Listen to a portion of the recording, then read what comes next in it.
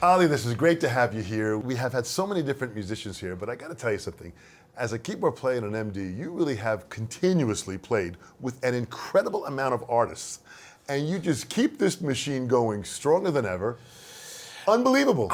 Dude, I'm a lucky guy. I don't know what to say. You know, I've been doing it a long time. Yeah, and, but luck, luck is, I think, a smaller part of it. I think you've worked incredibly hard at what you do because you are excellent at all that you do. Well, it's true, and I was just thinking earlier on about how, in a sort of a career path, to have a goal of rising through that career path. I was watching that Maya Angelou documentary last night. Beautiful document, yeah. I Still Rise, and I was thinking, boy, you know, if you can have that as an intention to rise in your career rather than let it dwindle, which, let's face it, so often happens. A lot of people just kind of hope it continues. Yeah. So I think you know, to intend that as a career path, to try and rise in some way, even if it's not the size of the gigs, right, but certainly inside and in your kind of spirit, you know, to keep that as an intention is a good thing. I do think there's a lot of luck that I've had been kind of around about the top of my game for quite a long time in working with some major artists. I think that a lot of it is from learning the craft as you go and learning those lessons, you know, and keeping them with you, you know. Well, you say some major artists. You've got a list here of the greatest artists that you have been involved with and continue to be involved with. Where did it begin for you? How did music enter your life as a child? Where did it start? My mom died when I was 10, which was a savage blow, you know, and I think for me, I started playing the piano before that as a kid. I think that the piano for me after that was a sort of a place to go, or an alternate world, if you like, that was sort of painless. To escape, to a certain degree. Yeah, and it was, I could just go and sit at the piano and play some Mozart or whatever, doodle and make something up, and I felt like I was in another world which didn't have the pain of what the real world had, you know. Right. Interesting. And I think that music is like that for everybody. It's an alternate world which is nuanced in ways that our day-to-day life doesn't appear to be, and it helps us recognize the stuff that's going on in our real life. So that's how it started. And you know, I studied classically, and so you're studying with teachers and going through all the classical stuff. So you're going through books and disciplines of playing. Yeah, a lot of discipline, and of course I'm really grateful for that classical training because I think it gave me perhaps some more dexterity than a lot of guys probably would have had, you know, in the pop world, certainly. I was the kid at school that was playing boogie-woogie piano up in the practice room when everyone else was playing football, soccer out in the playground, you know, with a bunch of other kids, you know, nerdishly going, oh, that's cool, and they'd ever go. And then I go learn and listen to some Pine Top and just come in with some new licks the next day. You know? So that was my thing. And this is in the UK? Yeah. This is in London. Yeah. And then there was a guy who rented a room in my dad's house when I was 14, 15 or something. And he was an extraordinarily talented classical concert pianist. He was studying at the Royal College of Music at the time, and his wife was a violist. And that was a big influence because he kind of got me into jazz and Keith Jarrett and stuff like that. And he was renting a room at your dad's house? Yeah, so we just kind of clicked. And he was a very eccentric dude. He was incredibly talented. And he was a big influence. And I got into jazz and stuff through him. Mingus, you know, Coltrane, Charlie Parker and Miles, you know. Wow. And we had a little band, and I used to play guitar and stuff because he played the piano, so I wasn't allowed to play the piano. From there, I guess it was blues, early R&B, Nat King Cole and Ray Charles, who still remains my number one go-to dude when I sit down at a hotel bar before I get thrown off. You know? I guess, you know, I started listening to Earth, Wind & Fire and stuff, and I was excited by that. That's a wide variety of music that you listen to at a young age. As a teenager, yeah. So, where are you getting this music? Are you getting it on the radio? You're buying records? Buying records, mainly, yeah. And some radio, but the radio was more the British pop, you know. And of course, my dad, I was listening to classical music through him, and he used to take me to classical concerts. He wanted me to be a concert pianist. Kind of disappointed that I wasn't. Yeah. But then he came around, you know, when things started picking up. But that always seemed so out of reach, the classical world. It seemed like a world of austere competitions. Yeah. And, you know, I formed a band at school called Landslide, And it was 3 guys, and we used to just switch off guitar, bass, and drums. And that was the first kind of, oh, so this kind of girls are hanging out, The first time as a kid, and then I went to see bands like the Faces, who were a big influence. And I thought, can you have that much fun playing music? Yeah. So that was it. And then I started playing gigs in pubs, around London, like smoky little bars and stuff. So are you still in school at this time, or? This is like late teenagers, yes. So I'm starting to get gigs. Okay, so you're starting to work professionally. You're getting paid for these gigs. Yeah, a little bit. Yeah. So are you getting the taste of professionalism? We're also Totally, you're playing music. Yeah, the idea of learning the right things and keeping somebody happy and doing it good. And you do all cover stuff of all different types of bands. Yeah. So you're But it was mainly jazz and R&B and stuff like that. Yeah. interesting. So, but you're putting this influx of music inside of you. How influential was the British invasion at that time for you there? As in America we call the British invasion. All these great British bands. Yeah, they invaded America. That's exactly right. They invaded America. Yeah, I was influenced by. That was a little bit late, I guess. The Kinks and the Beatles and those kind of groups. I was not that struck with them initially. That was a little bit later, funnily enough. Interesting. The Beatles I was listening to, but what you consider the British invasion as a big force, I didn't really experience that. To me, it was just certain groups. Yeah, I'd say the Beatles, the Kinks, and stuff like that. But I was always struck by American music from an early age, and the real American music, the blues and the R&B and the jazz. Don't know why. I just was drawn to it from an early age. And jazz. You mentioned so many great jazz players, and that's something that's very important. That I think a lot of the next generation, the younger generation, they don't get the importance of jazz. Even though you're playing pop and rock and what you're doing now, right. That jazz information, how it feeds into everything. It's amazing how that widens your view, right? Mm-hmm. Absolutely. Talk about that a little bit, about something like that, where you were listening. These great players that you're listening to are phenomenal jazz players. Yeah, I was just fascinated by the improvisatory aspect. Interesting. And the soulful feel of it, as opposed to the clinical aspect of music. I was drawn to the vibe of it, and I think there's sort of spontaneity that happens in jazz. Yeah, and just the soul of it, Maybe it was just the contrast of that from the clinical aspect of classical music was appealing, Yeah. So the idea of it, you could improvise, and this could be a conversation. Right. Was appealing. And even R&B music, even that itself too, just to lay down that kind of a groove. And even you mentioned the Beatles. The Beatles were very influenced by American music. Yeah. They came by, and they took it and understood it and then brought it back to us in a different way. Well, yeah, because that's what the Brits were really good at, was imitating something and then making it a little better, absolutely. I don't know about better, but sometimes it wasn't better. But I think the Beatles did a really good job of doing it. Okay. Not too bad, not too shabby. So where'd you go from there now? You're playing with these different bands, you're growing. At what point were you starting to really make this a profession now?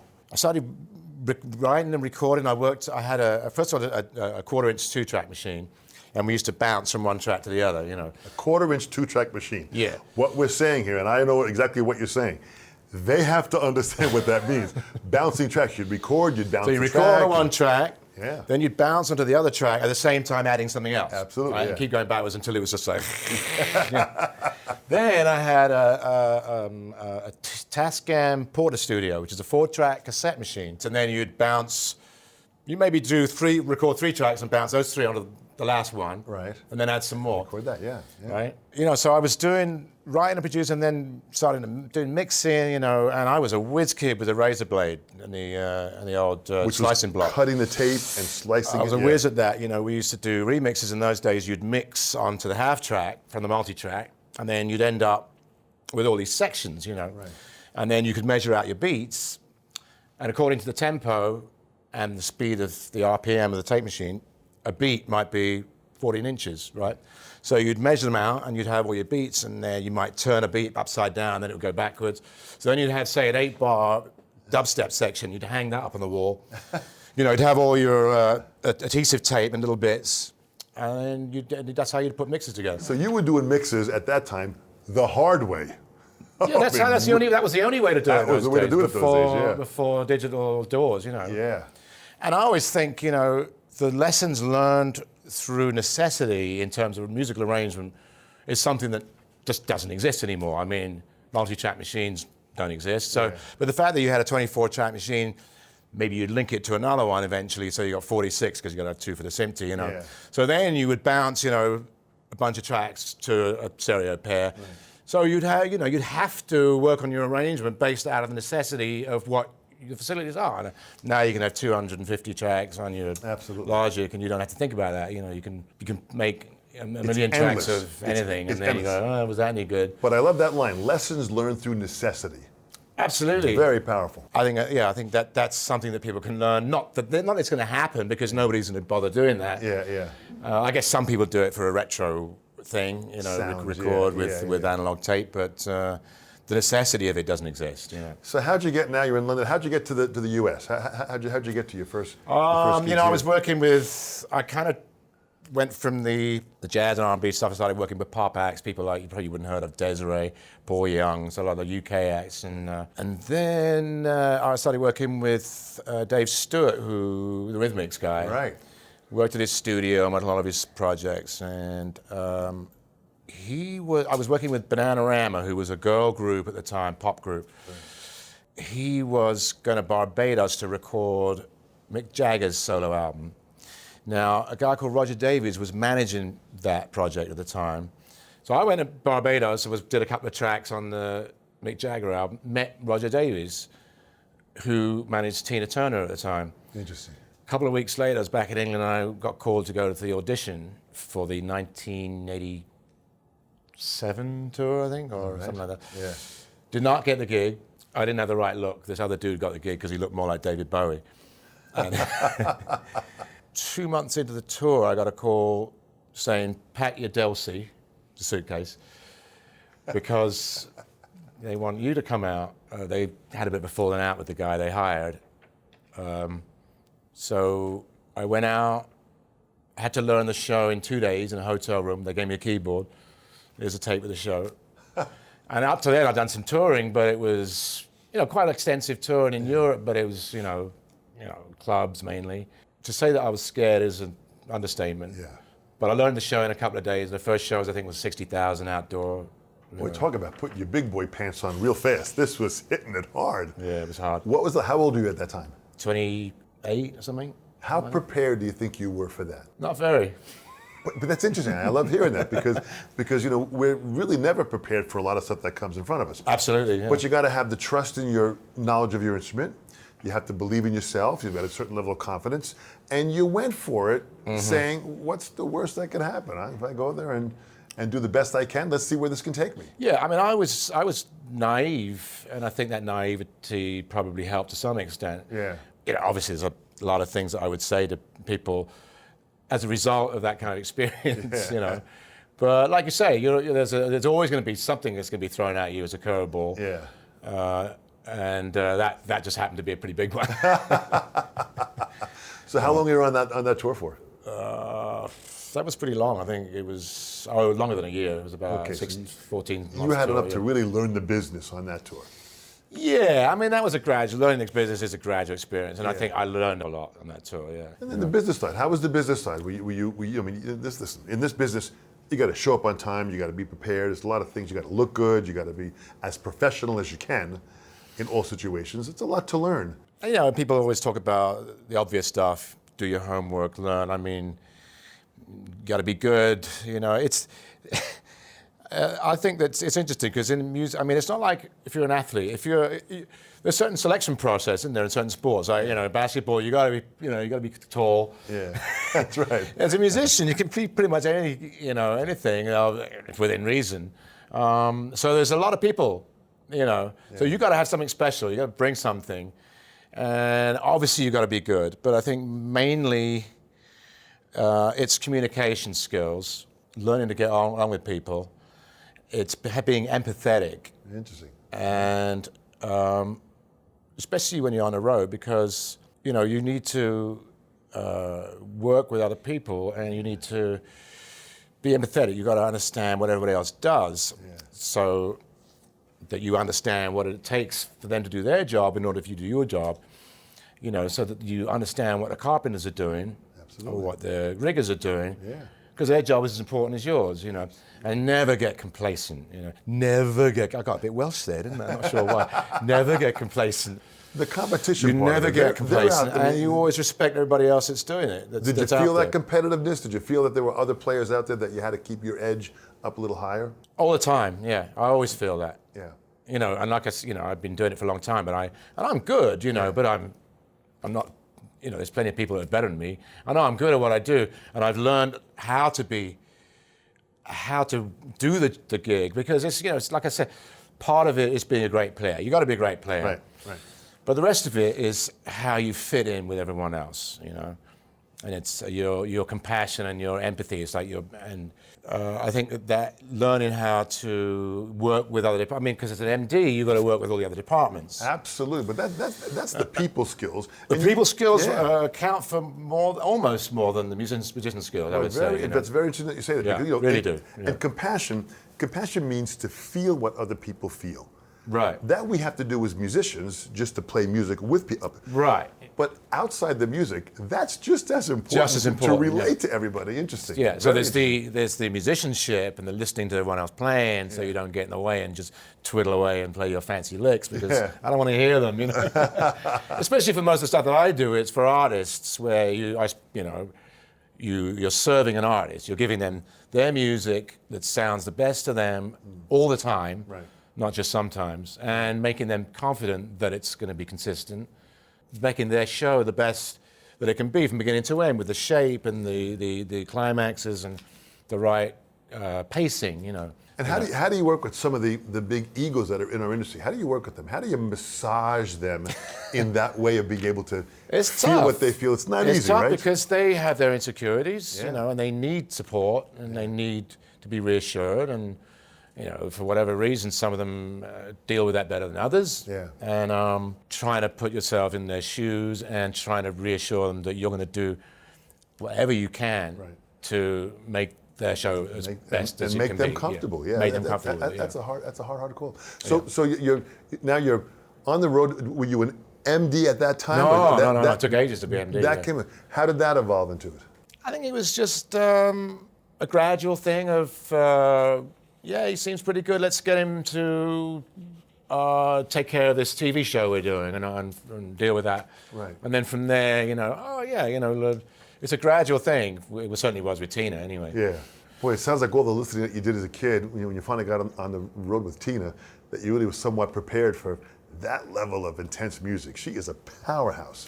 I don't think anyone can be prepared for her intensity. No, I think she's, if you had to talk about highlights, she's just one of those people that has an extraordinary energy and walks on the stage and brings this kind of magic on the stage to where everyone's level just kind of goes, and now everyone's like super intuitive and sensitive to, you know, what's going on. You've got a high level of professionalism, so you can maintain that no matter what energy comes on. You have your own energy yourself. Right, but there are certain artists who make it impossible not to avoid to step up. Right. You just step up, regardless of however you feel, you know, whether you feel a little bit under the weather, whatever it is, you'll just step up, because she just brings it, you know, in a way. And I think other highlights, so I would say Joe Cocker is another guy who, bless him, would walk on a stage and bring a magic to it in a similar way, you know. That's amazing to experience with all these people that you played with. What motivates you? I mean, here you are continuing doing this here. What motivates you? Do you wake up in the morning and have any kind of a plan to your day? Or what inspires you to continue at this pace, which is a very high level? I guess I go back to what I said earlier about trying to make your life rise and not get complacent, and always try and do something better and more, always trying to improve on what you do, you know. Yeah. I also, it's the working with other people, is working with the people that are on this Cher gig that we're doing at the moment. I love them, you know, and it's a great family situation. Yeah, I mean, Eva's fantastic, and Mark on drums. There's some great musicians that I've had the chance to sit down with. Really, really energized and articulate and professional. These are high-level musicians. Absolutely, yeah. And I think that being at that level, that's a motivation, you know, to always work with those people. Think of this now. We have this intensity of young kids that are listening, that want to kind of understand what the future of music. From the business side, how do you organize yourself business-wise? Do you have a calendar? Do you have a way that you organize yourself in a certain way that you maximize all that you're doing? Yeah, I think that's important to be efficient and to be organized, because the greatest creative minds that don't have organizational skills will probably just be unknown geniuses in their room. And I mean everything from inventors to artists to Painters, writers. anything. Yeah, sure. Unless you have some kind of organizational skills, it's not gonna get out there. So how do you do it? That is important. I just keep a discipline of some sort and set time aside to do certain things. Right. Whether it be organizing my studio and techniques and being prepared for stuff, because you got to be able to deliver stuff on time. I do a lot of scoring as well and producing and stuff. Yeah. And if you're disorganized, somebody might ask you to do something and they want it in 3 days, and you're like, oh yeah, where did I leave that? And you're kind of disorganized. Yeah. However talented you might be, and you can't deliver it. So that is really, really important, is to be organized and disciplined. So that high level of discipline. And it's difficult because you're on your own. There's no one telling you to do Absolutely. it. So you gotta make that up yourself, and that is hard. But by doing that high level of discipline, you are able to maximize your income because you're able to squeeze more things in. Yeah, that's true. Yeah, then you got to be, the other side of that is you got to be good at organizing your money. Which is most musicians are not very good at, and I'm not very good at it, I will admit. Because I tend to have this sort of, it's going to run out, and I'm going to, you only live once, I like to really enjoy my life while I have it, Yeah. And so although, I'm not the most frugal guy, but I keep it fairly under wraps, but I do like to enjoy it, But that's important. I mean, listen, life goes by fast. Yeah. And we're in the music industry because it's an incredibly fun industry to be involved with. You're playing music, you're inspiring hundreds of thousands to millions of people, and you're playing what you're doing. This is a very, very powerful responsibility. When you get on that stage, there's a lot of weight on your shoulders at that time. A lot of weight on your shoulders, yeah, and you have to prepare yourself. I think I like pre-show prayers. I think I really do, because, and I used to be very cynical about it years ago, and of course, I've changed a whole lot, and now I think that's good, because there's one moment where you really stop and think, we're a group going out there to perform for these people, and we're all part of a group, and it really gives you that sense, just that moment where you stop and think, I'm whatever I do, I'm a dancer, whatever I do, I'm part of a group, and this artist is who I'm supporting at all times, you can't get out of that mindset, and that's when it's a great performance. If people are just like thinking about something else and they're not focused, that just focuses people in. I think it's a good thing. So bringing a spiritual aspect to the music is important. I totally think that, yeah. And you don't have to be religious about it. Yeah. You don't have to be dogmatic about it. Right. You just have to stop and have that moment, where you really think of the spirituality of being in a group. It's almost like pausing to be grateful for just that moment. Very much so, yeah. Interesting point. Are you listening to any music now that you put on, that you have around you at all? I listen to so much different stuff. I love Kendrick Lamar's new album. Nice. In closing, now think about this here. We've got these young students that are watching this interview, and they're seeing you perform at all these different shows. Your name is out there. You're at a very high level of performance. What would you say to them, just in closing? You've mentioned a lot of great things so far. What would you say to these young kids to give them hope to pursue their passion in music? There's a couple of things. Obviously, being eager to learn is obviously very important. Nice. I think that people, if you show that eagerness, then people recognize it and they're interested in helping you, And what we mentioned before about never being complacent about your position, that's very important.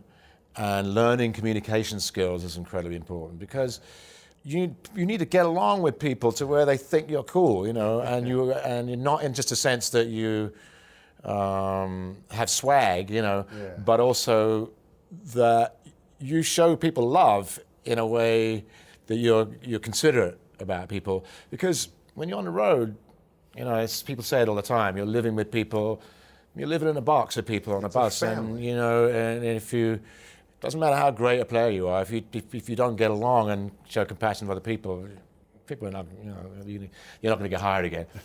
So, and I think that when it comes to sort of, I never really had any mentors per se, but I know there were definitely people that, everyone has a fingerprint, and some people's fingerprints are indelible when they touch you. Yeah. Right? So, I know that there are certain people, and my dad was probably one of them because his encouragement. I can think of people growing up. The dude that I mentioned who lived in the house. Piano player, yeah. He was that.